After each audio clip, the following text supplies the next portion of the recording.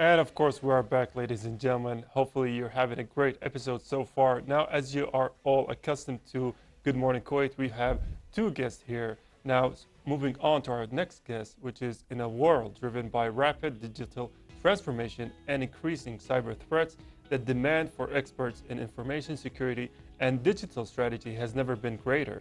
Today, here in Good Morning Kuwait, we are pleased to welcome Hessa Almuhanna, an information security specialist and digital transformation strategist, as well as a member of CAFU's first Mulhimat cohort, to discuss her professional journey, the future of cybersecurity, and the role of women in shaping the digital world. With that introduction out of the way, ladies and gentlemen, welcome for being on Good Morning Kuwait.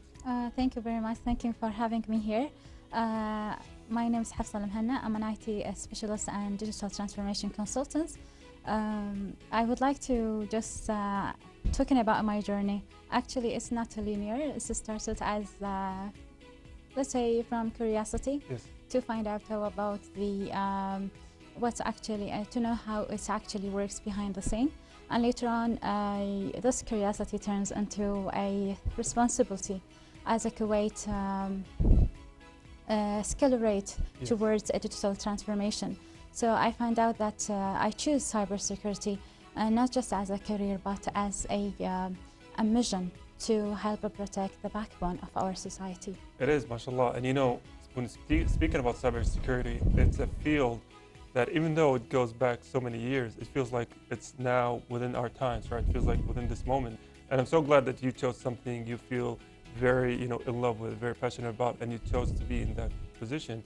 And now to begin with, can you tell us more about what is information security, information technology, and like how can the audience distinguish between the two? Yeah, many people actually misconcept about the meaning of the information security and cybersecurity. To be actually to define it, basically, this is the information security is the bigger picture that emphasize that to protecting the information in all forms, whether it is digital, physical, or even verbal.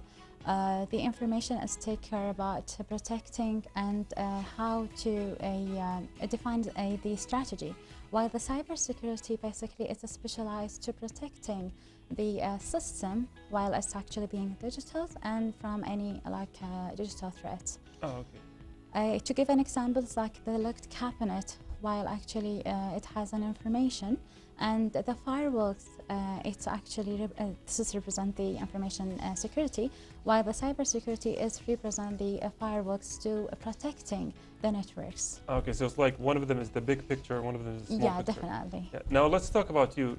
How did you come along and pursuing this field and find yourself within this field?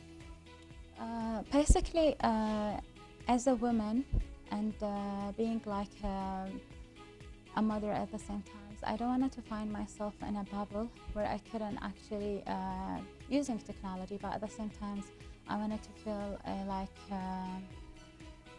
protecting myself and be aware about what's going on, by the same time that I can catch up with all of the up-to-date world. It is, and I think you've chosen a very correct path, right? So in order to withstand this rapidly moving technology, you have to get your hands within it. Yeah. Now, speaking about a lot of the challenges that so many organizations in these kind of fields face, can you talk us a little bit more about those particular challenges? Definitely. Actually, the main challenge from my own perspective is the speed and security. So, many of the organizations nowadays, they adapt to digital solution, but actually they're looking for the security as the second, or not let's say a final result rather than a foundation. It's supposed to consider as a core pillar, let's say.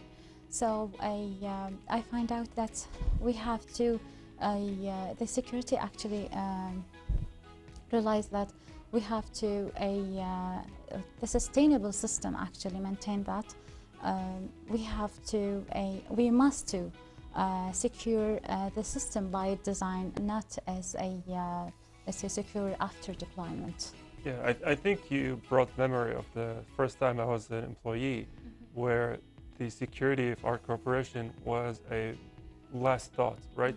When I talk to my boss, they say we just have a yearly contract with this antivirus corporation, and that's it. But now things have changed. Now they have to make it a priority. Yeah. So let's go to the individual role. Like, what are some of the mistakes, you know, a lot of people do on an individual kind of basis? Okay, the weakest vulnerability, as you mentioned, that the human behavior, how we actually behave. We have standards, what we call a zero trust. Many people think that when we use social media for free, it's not actually for free. We are selling them our data. Yes. So using and securing password, reusing a password, also even exchanging our password through social media without encrypting it. What else? I can say that our records as well. Oh yes. So it's actually not recommended at all to while using the third party. Yes. Accessibility. So here we have to move to to address that the importance of awareness while we are using the online space. Yeah, definitely. You know, this brings very funny things I keep telling a lot of my family members, especially the older ones. Whenever they download a free game or free app for their children and they say, oh wow, mashallah, I can't believe this is free. I always tell them, you know, if something's free, you know, the price is the Definitely. person, your data. Yeah. Access to it, and as you say, the data. And now actually they are selling our data, by the way.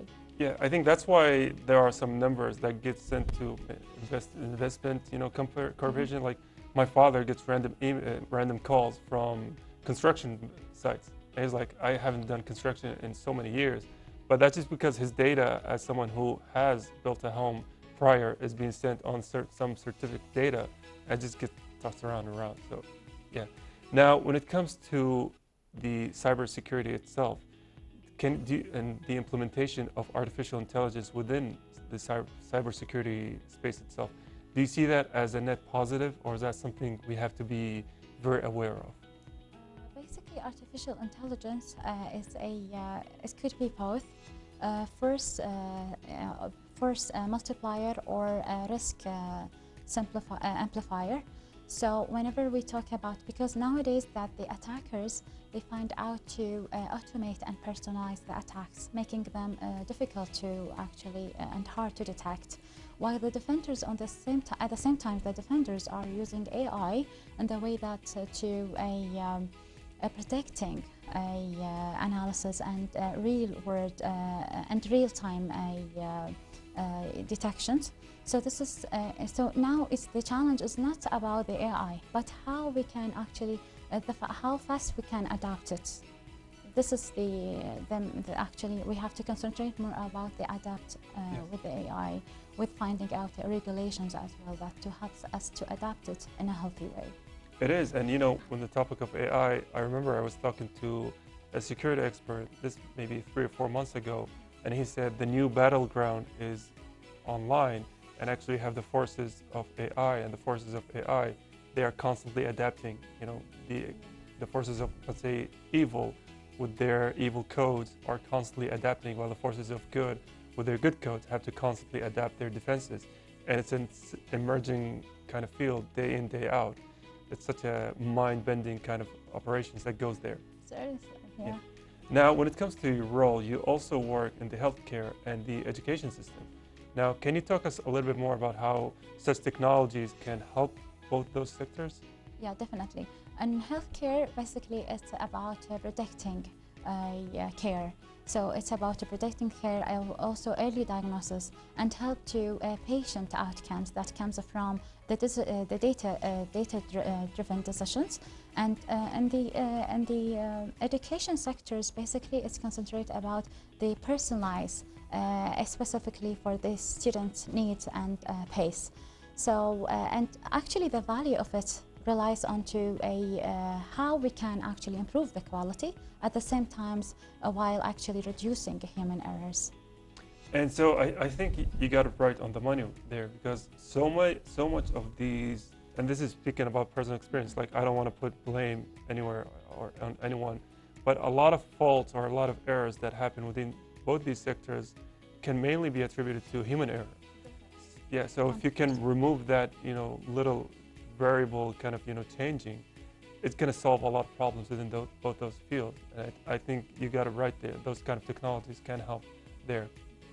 And both are actually, it's a core and very sensitive sectors. Right, yeah. One of them relates to health, one of them relates to the future of this society. Definitely.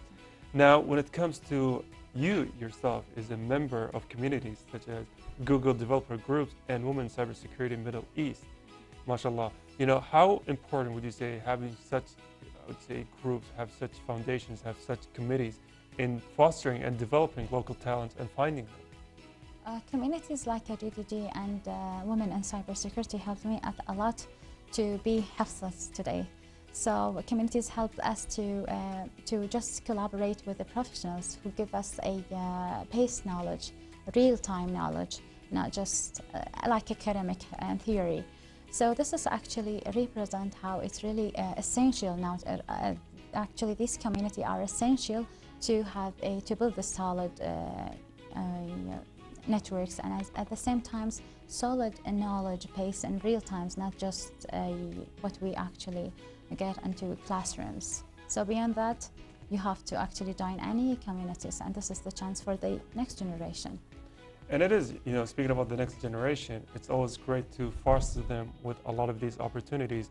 Now, before we wrap this conversation up, I do want to ask you about is that you were selected in Kafu's Mulhimat cohort. You know, can you talk us a little bit more about how, you know, your emotional side of things, how you felt about doing all of this, just briefly about what it all means to you? Alhamdulillah, I don't want to say I or something, no, but actually it's a huge commitment and hard working and keep learning. And this is actually a thing that I just stick for responsibility. It's a huge responsibility at the same time, because I'm gonna even to walk through other women to empower them and to take their hands by hands learning, and actually for our country, Kuwait. So this is, let's say, something that we actually take a huge responsibility. It's not something that to show off about it. And being selected, I think, inshallah, in the next chapter, I'm going to focus more about the women in cybersecurity. As Dr. Reem Shamari actually highlighted, how it's really important, because we have a less percentage of ladies that involved in cybersecurity. It is, and I think, you know, even though you say there is no I, a lot of the achievements for the individuals have to be accredited to individuals, and mashallah, you know, we're also very proud to see that. And like you said, a lot of these achievements can mean so much to younger people who are watching, to get inspired, to say, you know, mom, dad, look, someone in that field is doing something and they were rewarded for it, I can go there. So it's always, you know, kind of passing the torch, but at the same time, accrediting yourself with a lot of monumental achievements. So with that out of the way, I do want to thank you for joining us here on Good Morning Kuwait, talking to us about your journey, about information technology, security, and everything. So honestly, thank you for being here. Thank you, Abdullah. Thank you very much. Thank you as well. Now, dear viewers, of course, we want to spend a special thank you to Hessa Almuhanna, IT security specialist and digital transformation strategist, who was our guest here in Good Morning Kuwait. With that out of the way, we are going to take a very quick break. We'll come right back after the break.